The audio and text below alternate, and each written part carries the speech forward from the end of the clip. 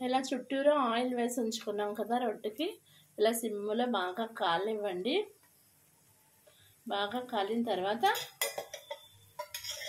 కొంచెం ఆయిల్ తక్కువ అనిపిస్తే మళ్ళీ కొంచెం వేసుకోండి.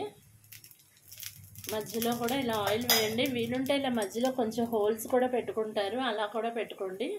అంటే అప్పుడు బాగా ఉడుకుతుంది.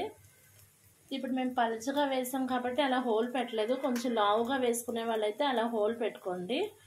ఇప్పుడు ఏం చేస్తారంటే రెండో సైడ్ తిప్పేయండి.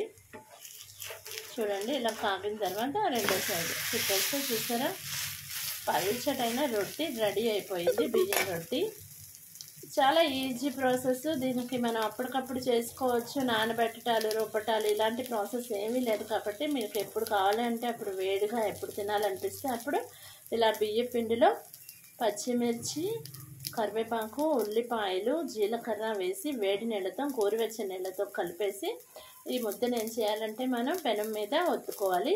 ఇలా పల్చగా ఒత్తుకుంటే మధ్యలో ఇలా హోల్స్ పెట్టక్కర్లేదు. అదే కొంచెం లావుగా కావాలనుకునే వాళ్ళు, తపాల రొట్టెలా లావుగా కావాలనుకునే వాళ్ళు ఇలా మధ్యలో హోల్స్ పెట్టుకోవాలి. మేము పలుచగానే వచ్చాం కాబట్టి ఇంకా హోల్ పెట్టలేదు. చూసారా, రొట్టి రెడీ అయిపోయింది ఈజీ ప్రాసెస్లో.